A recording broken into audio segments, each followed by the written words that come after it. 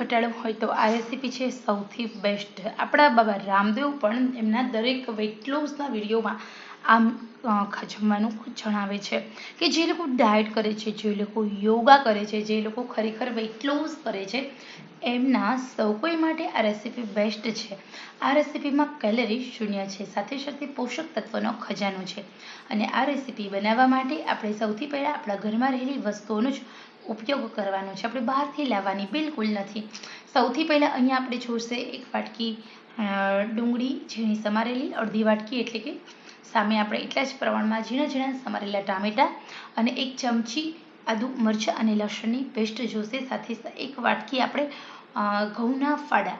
હવે આ ઘઉંના ફાડા છે એ તમે તૈયાર પણ લાવી શકો છો અને મિક્સરમાં એક ઘઉંના 2 ફાડ એમ ઘઉંના ફાડા બનાવી શકો છો. તો આ રેસીપી છે એ ઘઉંના જે ફાડ હોય છે ગ્લુટેન ફ્રી હોય છે, એમાં ફાઈબર હોય છે. તમે જોઈ શકો છો આ હું રેડીમેડ લાવી છું પેકેટ ડીમાર્ટમાંથી ઘઉંના ફાડાનું, પરંતુ તમે ઘરે પણ બનાવી શકો છો આરામથી. તો અહીંયા આપણે જે ઘઉંના ફાડાનો એક વાટકી ઉપયોગ કર્યો છે, તો સામે આપણે 4 વાટકી પાણી લેવાનું, પ્રેશર કુકર લેવાનું, એમાં 2 ચમચી તેલ મૂકવાનું છે. આશરે 1 વાટકી ઘઉંના ફાડામાંથી 3 વ્યક્તિ આરામથી ખાઈ શકે છે એવો નાસ્તો બને છે.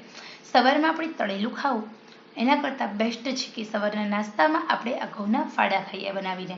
તો અહીંયા આપણે આ ઘઉંની થૂલી કહી શકીએ છીએ, ઘઉંના ફાડા પણ કહી શકીએ છીએ અને દલિયા પણ કહી શકીએ છીએ.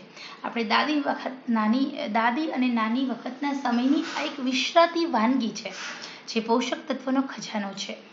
રાઈ ઉમેરી દેવાની છે, જીરું ઉમેરવાનું, બંને સંતળાય એટલે આદુ મરચાંની પેસ્ટ, ટામેટાં અને ડુંગળી બધું જ એકસાથે ઉમેરી દેવાનું, હળદર, નમક, લાલ મરચું, સાથે ધાણા જીરું અને ગરમ મસાલો, આ બધી જ વસ્તુ થોડા માત્રામાં ટેસ્ટ અકોર્ડિંગ ઉમેરી દેવાની છે અને પછી આપણે હલાવી લેવાનું છે.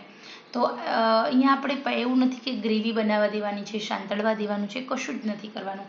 આપણે જે મસાલા મેં તમને કહ્યું એ ટેસ્ટ અકોર્ડિંગ એડ કરવાના છે અને પછી આપણે હલાવી લઈશું. તો અહીંયા આપણે એડ કરીશું સાથે સાથે ઘઉંના ફાડા. 1 વાટકી ઘઉંના ફાડા આપણે એમ જ ઉમેરી દેવાના છે. આ ઘઉંના ફાડાને તમે પાણીમાં ધોઈ અને પલાળીને પણ ઉમેરી શકો છો. આપણે અહીંયા ડાયરેક્ટ જ ઉમેર્યા છે. તો હવે આપણે આ ઘઉંના ફાડાને હલાવીશું 1 થી 2 મિનિટ સુધી આમ જ તેલમાં ચડવા દેવાના છે, જેના કારણે આપણા આ ફાડા છૂટા પડે. 2 મિનિટ થઈ જશે એટલે આપણે 1 વાટકી ઘઉંના ફાડા લીધા છે, તો અહીંયા આપણે 4 વાટકી પાણી ઉમેરી દેવાનું છે અને મીડિયમ આંચે 5 સીટી થવા દેવાની છે, અથવા તો 4 સીટી થવા દેવાની મીડિયમ આંચે, પરંતુ એનાથી ઓછી ન થવા દેતા. ઓકે, તો હવે આપણે અહીંયા સીટી ઉપરી થઈ રહી છે, તમે જોઈ શકો છો. આપણું એકદમ ચડી જાય, આપણું કુકર એની રીતે જ હવા નીકળી જાય, એર નીકળી જાય અને ઠંડુ થાય એ પછી આપણે ઓપન કરીને જોશું તો આપણી આ રેસીપી બહુ સરસ મજાની બની હશે. તો અહીંયા આપણી સરસ મજાની આ રેસીપી બનીને રેડી થઈ ગઈ છે.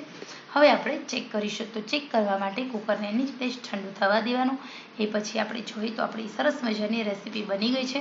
આપણે તેલ થોડું વધારે લીધું છે, તમે એકદમ ઓછું તેલ લો તો પણ ચાલે. તો નિયમિત રીતે સવારે નાસ્તામાં માત્ર ને માત્ર આ 1 વાટકી નાસ્તો ખાઓ, ઘઉંની થૂલી, અથવા તો સાંજે ડિનરના ઓપ્શનમાં આ એક વસ્તુ ખાઓ.